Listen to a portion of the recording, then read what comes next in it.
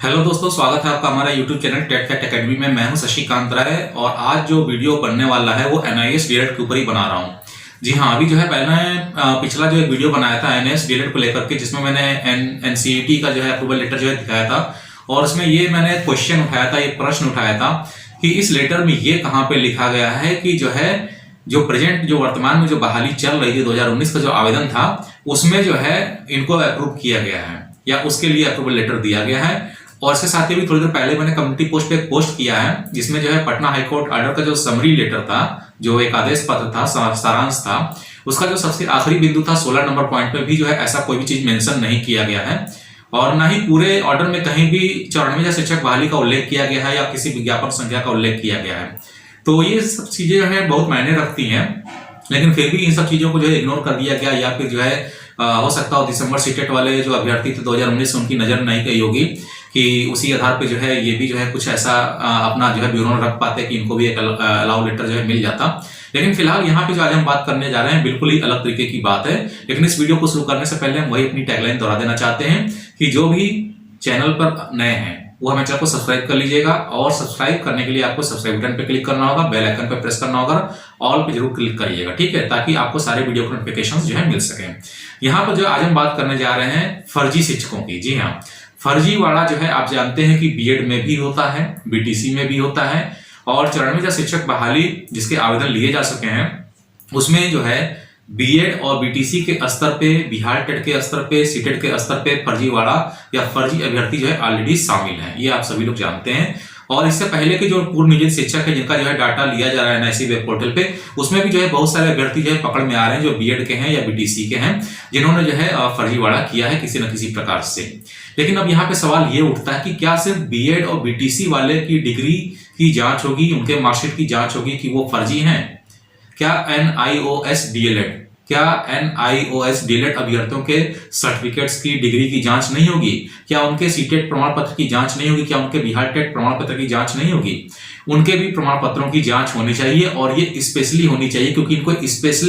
Special privilege देख करके इसमें जो है एंट्री कराई गई है, तो इनकी जांच भी काफी स्पेशल होनी चाहिए क्योंकि एनआईओएस डीएलएड के माध्यम से जो अभ्यर्थी जो डीएलएड किए हैं उसमें जो है बहुत सारे ऐसे पॉइंट हैं, ऐसे बहुत सारे मुद्दे हैं जिनके आधार पे उनकी डीएलएड की जो डिग्री है उसकी वैलिडिटी को जो है चुनौती दी जा सकती है और इसके साथ उनका जो सीटेट या बिहार टेट का जो सर्टिफिकेट है उसको भी चुनौती दी जा सकती है। यहाँ पे आपको हम बता देना चाहते हैं कि जो भी बात या सवाल हम अपने वीडियो में आज उठाने वाले हैं एनआईएस डीएलएड के फर्जी अभ्यर्थियों को लेकर के, वो बिल्कुल जेन्युइन है और बहुत सारे जो सवाल ये जो मैंने डेवलप किए हैं, जो बनाए हैं, जो आपके सामने हम आज रख रहे हैं, वो जो हाईकोर्ट का जो ऑर्डर था, पटना हाईकोर्ट का ऑर्डर था, उसको पूरा पढ़ने के बाद ये देखिए मेरे पास जो है इसका लैपटॉप पे जो है बकायदा जो है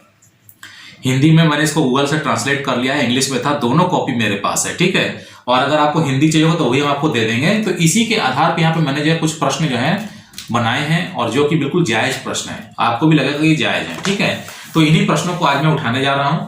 और आप सभी लोगों को इसका जो है समर्थन करना चाहिए कि अगर जो है बीएड बीटीसी के फर्जी डिग्री की जांच हो सकती है, उनके प्रशिक्षण प्रमाण पत्र की जांच हो सकती है कि वो फर्जी है कि नहीं है, ठीक है, सीटेट और बिहार टेट के फर्जी प्रमाण पत्रों की जांच हो सकती है, तो एनआईएस डीएलएड वालों की भी जांच होनी चाहिए और उनको बाहर किया जाना चाहिए। तो ये प्रश्न जो है कौन कौन से हैं ये आपके सामने हमने रखने जा रहे हैं और वीडियो का जो हमारा जो टाइटल है वो यही है कि क्या एनआईओएस से डीएलएड करने वाले अभ्यर्थियों में भी शामिल है फर्जी अभ्यर्थी। यहाँ पे सबसे पहली चीज तो हम यह बता देना चाहते हैं कि पटना हाईकोर्ट का जो ऑर्डर था उसमें जो सेशनल ईयर बताया गया था उसमें देखिए बिहार गवर्नमेंट ने जब शुरू किया था, डीएलएड जो शुरू किया था उसको जो है 3 सेशनल ईयर बताए गए थे, ठीक है। और बिहार गवर्नमेंट ने जब इसको जो है डीएलएड को जो अप्रूवल दिया था या जो है कोर्स को करवाया था, तो ये जो है इसका जो लेटर डेटेड था वो 11/2/2019 में जो है इन्होंने जो है डायरेक्शन जो है दिया था चेयरमैन को, बिहार स्कूल एग्जामिनेशन बोर्ड को, ठीक है। मैं अपने आधार पे नहीं बोल रहा हूँ, ये ऑर्डर में लिखा हुआ है। और यहाँ पे जो है 3 जो है सेशनल ईयर चलाए गए थे डीएलएड कोर्स के, जो है 3 सेशनल ईयर थे। एक था 2015 से 17, 2015-17, एक था 2016-18 और एक था 2017-19, ठीक है। इन तीनों के जो रिजल्ट आए थे वो 31/3/2019 को इन तीनों सेशन के रिजल्ट आए थे जो कि एनेक्जर 6 के तहत जो है प्रकाशित किए गए थे, ठीक है। 3 सेशन थे, 15-17 था, 15-17 था, फिर 16-18 था और 17-19 था और इनके रिजल्ट 31/3/2019 को आए थे, ठीक है। अब आइए देखते हैं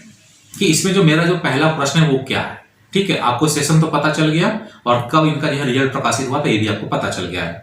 इसमें जो है सबसे पहली बात जो उठ रही वो ये है कि 18 महीने का जो कोर्स था, NIS डीएलएड का 18 महीने का जो कोर्स था वो जो है किन अभ्यर्थियों के लिए मान्य है। ठीक है, ये जो है सबसे पहला प्रश्न है। ये पटना हाईकोर्ट का जो ऑर्डर लेटर था उसमें मैंने जो है देखा इस चीज को, वहां पे एक जगह लिखा हुआ है कि 18 महीने का जो डीएलएड का NIS अभ्यर्थियों के लिए जो कोर्स था ये सिर्फ उन्हीं अभ्यर्थियों के लिए मान्य था जो उस समय सेवा में थे। ठीक है, सेवाकालीन कार्यरत शिक्षकों के लिए 18 महीने के डीएलएड कोर्स को 2 वर्ष की अवधि में कन्वर्ट किया गया था और ये सिर्फ उन्हीं अभ्यर्थियों के लिए मान्य है जो उस समय प्राइवेट विद्यालय में या गैर सहायता प्राप्त जो है स्कूलों में या सरकारी सहायता प्राप्त एडेड स्कूलों में शिक्षक थे। ये सिर्फ उनके लिए मान्य था, यानी कि 18 महीने का कोर्स सभी डीएलएड करने वाले डिग्री होल्डर्स के लिए मान्य नहीं है। ठीक है, पहली चीज तो ये क्लियर हो जानी चाहिए आपको। और ये मेरा सवाल भी है, क्या सरकार ने ऐसे अभ्यर्थियों को आवेदन ले लिया है जिन्होंने जो है 18 महीने के जो है डिग्री के आधार पे आवेदन कर दिया है, लेकिन वो जब NIS डीएलएड कर रहे थे तो उसमें सेवा में नहीं थे? ये चेक करने की जरूरत है और इसको चेक किया जाना चाहिए कि ऐसा जो है जो मान्यता 18 महीने के कोर्स की मिली है ये किस सेशनल ईयर के लिए है, क्योंकि यहाँ पे 3 सेशनल ईयर मैंने आपको बताए हैं। ठीक है, तो ये 3 सेशनल ईयर थे, 2015-17 था, 16-18 था और 17-19 था। ठीक है, तो ये चेक होना चाहिए। उसके बाद दूसरा है कि जो सीटेट या बिहार टेट, क्या सीटेट या बिहार टेट के जो सत्र हैं वो क्या है, यानी कि NIS डीएलएड के जो अभ्यर्थी जिन्होंने सीटेट या बिहार टेट पास किया है उसका जो है सेशन क्या है, किस सेशन में सीटेट या बिहार टेट पास किया गया है डीएलएड अभ्यर्थियों के माध्यम से, उसकी भी जांच होनी चाहिए। यहाँ पे मैं रेगुलर डीएलएड वालों की बात नहीं कर रहा हूँ, जो सरकारी डीएलएड किए थे उसकी मैं यहाँ पे बात नहीं कर रहा हूँ, जो NIS डीएलएड अभ्यर्थी है मैं उसकी यहाँ पे बात कर रहा हूँ। क्योंकि आप सभी लोग जानते हैं कि जब NIS डीएलएड का प्रोग्राम आया था तो उस समय जो है सीटेट या बिहार टेट यानी किसी भी शिक्षक पात्रता परीक्षा जो कि केंद्रीय स्तर पर आयोजित होती हो, चाहे कोई भी राज्य शिक्षक पात्रता परीक्षा जो कि राज्य स्तर पर आयोजित होती हो, उसमें NIS डीएलएड वाले अभ्यर्थियों को बिल्कुल मना था। और उस समय तक जो है ऐसा कोई लेटर इशू नहीं किया गया था NCERT के माध्यम से, या जो बोर्ड आयोजित कराता है सीटेट या बिहार टेट बोर्ड जो आयोजित कराता है उनके माध्यम से किसी प्रकार का उस सेशन ईयर में अप्रूवल लेटर था कि नहीं था, इसकी भी जांच होनी चाहिए। ये बहुत इंपॉर्टेंट है। ठीक है, तो यहाँ पर जो है बिल्कुल क्लियर है कि क्या NCERT द्वारा उस समय फाइनल ईयर के शिक्षक प्रशिक्षण के अभ्यर्थियों को सीटेट एग्जाम में बैठने की अनुमति थी या नहीं थी, या अनुमति कब मिली, इसकी भी जांच होनी चाहिए। जी हाँ, आप सभी लोग जानते हैं कि फाइनल ईयर के स्टूडेंट जो शिक्षक प्रशिक्षण जो प्राप्त कर रहे हैं उनको जो है NCERT ने जो है किस सेशन ईयर में जो है अलाउ किया था। ये शुरू से अलाउ नहीं था, पहले जो है नियम यह था कि आप बिहार टेट करिए चाहे सीटेट करिए, लेकिन आपका जो है शिक्षक प्रशिक्षण जो है कंप्लीट होना चाहिए, उसके बाद ही कर सकते थे। तो यहाँ पे ये भी जांच का विषय है कि NCERT ने जो है कब अलाउ किया है सीटेट और बिहार टेट या यूपी टेट कोई भी टेट है उसको जो है कब अलाउ किया गया है कि फाइनल ईयर के स्टूडेंट भी एग्जाम में बैठ सकते हैं, ये भी चेक होना चाहिए। NIS डीएलएड के प्रत्येक अभ्यर्थी का जो है सीटेट और बिहार टेट का जो सर्टिफिकेट है वो जांच में होना चाहिए कि उसकी जो इशूड डेट है वो क्या है, क्या वो पहले ही वर्ष में उन्होंने जो है परीक्षा दे दी थी या अंतिम ईयर में दी थी। तो अंतिम ईयर में दी थी तो ये चेक करना जरूरी है कि क्या उस समय NCERT ने अप्रूवल दे दिया था कि लास्ट ईयर का एग्जाम जो है शिक्षक प्रशिक्षण प्राप्त करने वाले अभ्यर्थी दे सकते हैं कि नहीं दे सकते, ये बहुत जरूरी है। ठीक है, उसके बाद जो अगला पॉइंट है वो ये है कि सभी अभ्यर्थियों से NIS डीएलएड के जो सभी अभ्यर्थी हैं उससे उनका जो है परमानेंट जो ज्वाइनिंग लेटर होता है, जिस स्कूल में वो पढ़ा रहे थे, चाहे प्राइवेट हो चाहे गैर सहायता प्राप्त स्कूल हो चाहे सहायता प्राप्त स्कूल हो, उनको जो ज्वाइनिंग लेटर मिला था वो भी काउंसलिंग के समय मांगा जाना चाहिए। जी हाँ, काउंसलिंग के समय NCERT का जो आपका जो गाइडलाइंस है, ठीक है, वो ये थी कि वो शिक्षक उस विद्यालय में पढ़ा रहे हों जहां से उन्होंने अप्लाई किया है NIS डीएलएड के लिए। तो बिल्कुल जो है काउंसलिंग के समय ऐसे NIS डीएलएड अभ्यर्थियों का जो ज्वाइनिंग लेटर होता है वो मांगा जाना चाहिए कि वास्तव में उस स्कूल में पढ़ा रहे थे कि नहीं पढ़ा रहे थे, क्योंकि बहुत सारे लोगों ने पैरवी लगा करके जो है ये कोर्स कंप्लीट किया था। आप सभी लोग जानते हैं कि NIS डीएलएड का जब एप्लीकेशन लिया जा रहा था तो उसमें प्रिंसिपल का जो आधार नंबर होता है उससे वेरीफाइड करके ही अप्लाई हो रहा था।